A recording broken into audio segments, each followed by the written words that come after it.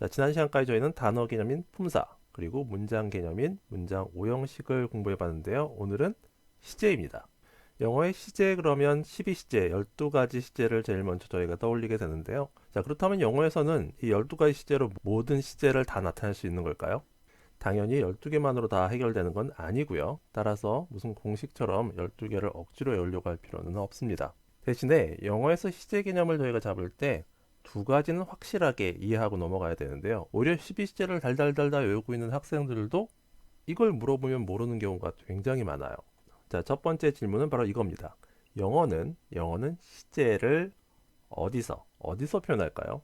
영어는 시제를 동사 자리에서 표현합니다. 그렇죠? 12가지 시제도 살펴보면 다 동사 자리의 모양을 보여주고 있는 거잖아요.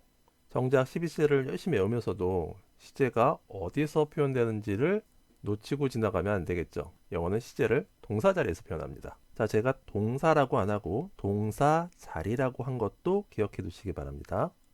자, 그리고 두 번째 질문. 영어는 시제로 도대체 뭘 표현하는 걸까요? 자, 바꿔 말해서 영어는 시제를 통해서 꼭 전달해야 되는 게 뭘까요? 그리고 시제를 통해서 전달할 수 있는 건 또 뭘까요? 질문이 좀 어려울 수 있는데요. 저희는 힌트노트에서 시제를 정의할 때 완벽한 건 아니지만 시제를 좀 더 쉽게 이해할 수 있도록 두 가지가 영어에서는 시제에서 핵심이 된다라고 말씀을 드리고 있는데 그 두 가지는 바로 시점과 순서입니다. 영어는 시제를 통해서 첫 번째, 시점은 반드시 전달해야 돼요. 반드시 시점. 말하고자 하는 그 사건의 시점이 반드시 전달돼야 되고요.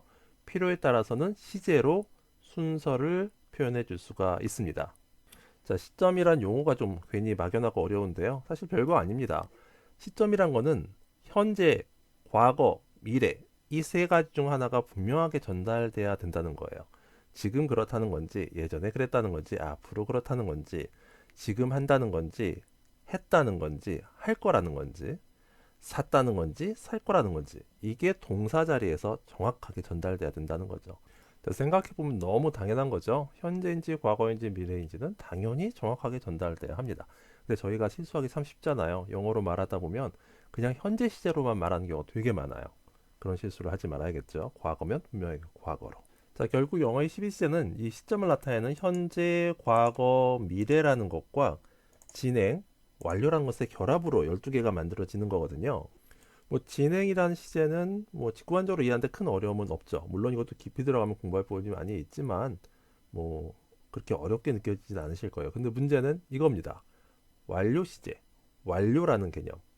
많은 분들이 완료 그러니까 이게 과거하고 막 혼동되거든요. 끝났으니까 과거 아닌가? 왜 완료 시제라는 게 따로 있지? 이 어렵다는 완료 개념을 정확하게 너무나도 쉽게 이해할 수 있는 힌트가 바로 두 번째, 순서라는 개념에 있습니다. 영어는 시제를 통해서 순서, 동사 자리에서 사건의 순서를 나타내 줄 수가 있어요.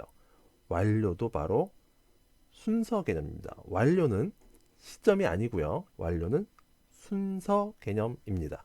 자, 완료가 순서 개념이라는 게 무슨 말이냐면요. 완료로 표현되면, 완료라는 구조로 표현되면 내가 말하려는 그 시점보다 먼저다. 완료는 순서상 먼저 일어난 사건이다라는 것을 알려주는 구조라는 거예요. 자, 아마도 일반적인 문법책에서는 시제를 시점과 순서 개념으로 나눠서 설명하는 경우는 별로 없을 거예요. 저희가 이렇게 힌트노트에서 큰 윤곽을 잡기 위해서 좀 단순화시킨 건데요. 자, 그럼 실제로 완료 개념을 이해하기가 편한지 현재 완료를 설명한 강의 일부를 잠깐 들어보도록 하겠습니다. 현재 완료. 현재라는 부분은 시점을 알려준다 그랬죠. 말하려는 시제가 현재입니다. 현재 완료는 과거가 아닙니다. 말하고 싶은 시점은 현재예요. 현재 어떻다라는 얘기를 하고 싶은 거예요. 왜 완료 구조, have 플러스 pp 구조를 썼느냐? 내가 말하려는 그 사건, 동작이 현재 시점보다 먼저 발생했다라는 걸 분명하게, 그 순서를 분명하게 밝히기 위해서라는 거죠. I have known him for 10 years. 내가 그 사람을 알고 있어요. 지금 알고 있는 거죠. 그죠? 근데 그냥 현재 시제로 표현하지 않고 I know him 이라고 하지 않고 I have known him 이라고 have 플러스 pp로 굳이 표현한 이유는 뭐냐면 내가 현재 지금 알고 있는데 그를 알게 된 건 지금부터 알게 된 게 아니라 이미 전부터 알고 있었다. 그걸 분명하게 표현해 주기 위해서 have 플러스 pp 구조를 썼다는 거죠. 자, 이렇게 완료를 순서 개념으로 이해해 두시면 실제로 12시제의 절반인 6개가 완료 시제거든요. 그 완료 시제를 훨씬 더 쉽게 이해하실 수가 있을 거예요. 자, 이렇게 영어의 시제를 시점과 순서라는 개념으로 딱 잡고 보시면 각각의 12개의 시제를 살펴보시는 것도 재밌을 거예요. 자, 그리고 재미난 것 하나 더. 영어의 시제가 동사가 아니고요. 동사 자리에서 표현된다라는 말씀을 드렸잖아요. 동사를 가지고 표현하는 건 맞아요. 그죠? 근데 영어는 동사를 가지고 표현할 수 있는 시제가 두 개밖에 없습니다. 동사 하나로 표현할 수 있는 시제는 현재와 과거밖에 없어요. 미래 시제도 동사 하나 갖고 표현 못합니다. 진행도 그렇고요. 완료 시제도 그렇습니다. 12시제를 저희가 공부하고 있지만 정작 동사 하나로 표현할 수 있는 동사 단어 하나로 표현할 수 있는 시제는 두 개밖에 없다. 자, 이게 왜 중요할까요? 저희 힌트노트의 뿌리 원칙을 공부하신 분들은 뿌리 원칙을 아신다면 이 12가지 시제가 표현된 동사 자리 구조가 마구잡이로 막 만들어낸 게 아니고요. 어떤 원칙을 잘 지켜 만든 구조구나 라는 게 보이실 거예요.